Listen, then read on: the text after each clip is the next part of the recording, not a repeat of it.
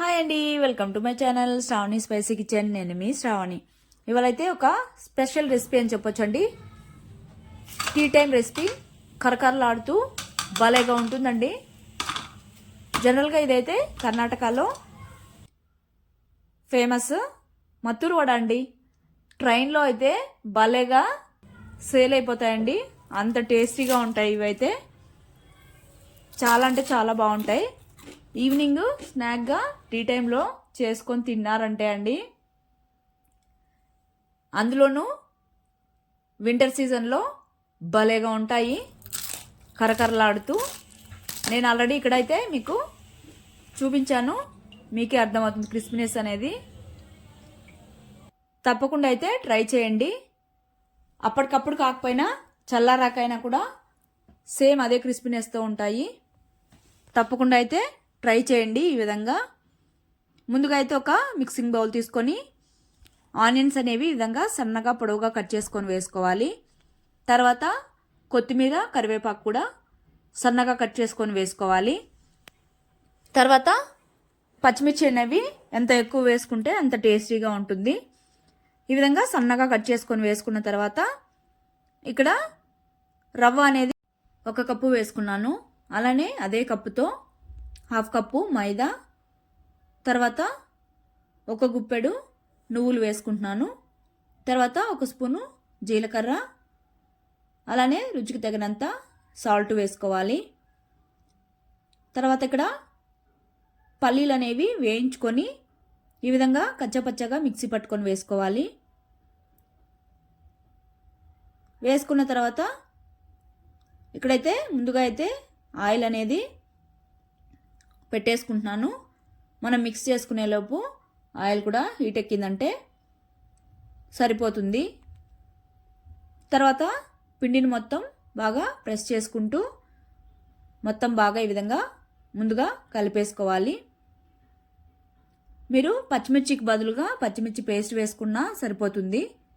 కానీ పచ్చిమిర్చి తినేటప్పుడు మధ్య మధ్యలో కారం కారంగా ఉంటే బాగుంటుంది టేస్ట్ అనేది. ఈ విధంగా మొత్తం పిండిని కలిపేసుకున్న తర్వాత వాటర్ అనేవి ఇక్కడ వేడి నీళ్ళు వేసుకోవాలి. వేడి నీళ్ళతో పిండిని ఈ విధంగా కొద్ది కొద్దిగా వేసుకుంటూ ప్రెస్ చేసుకుంటూ చపాతీ ముద్దలాగా కలిపేసుకోవాలి. రవ్వ వేసాం కాబట్టి ఒకేసారి వాటర్ వేసేయకుండా కొద్ది కొద్దిగా ఈ విధంగా వేసుకుంటూ కలుపుకోవాలి.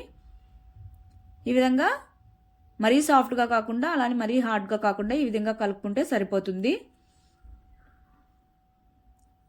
ఈ విధంగా మిక్స్ చేసుకున్న తర్వాత చివరిగా అయితే కొద్దిగా ఆయిల్ అనేది పైన స్ప్రెడ్ చేసుకుంటే సరిపోతుంది.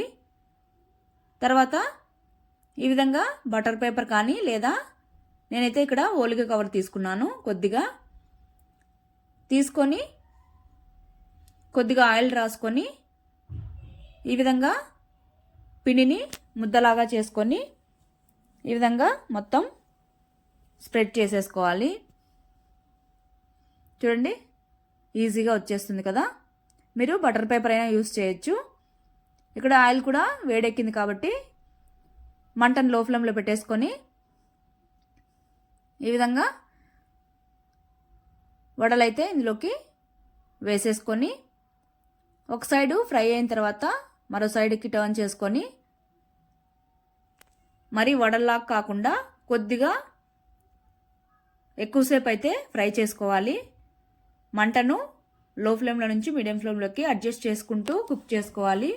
అప్పుడే క్రిస్పీగా క్రంచీగా ఉంటాయి ఈ వడ అనేది.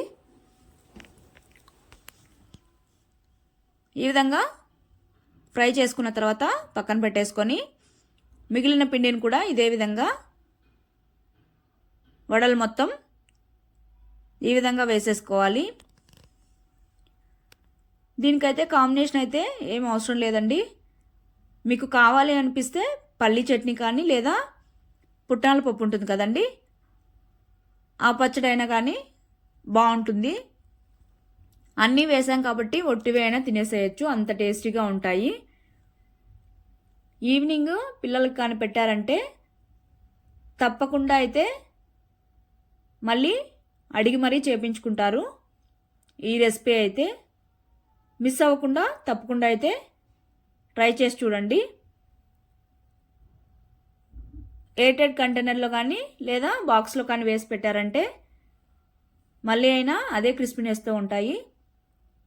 తప్పకుండా ట్రై చేయండి. నచ్చినట్టయితే మన ఛానల్ అయితే సబ్స్క్రైబ్ చేసుకోండి. బాయ్.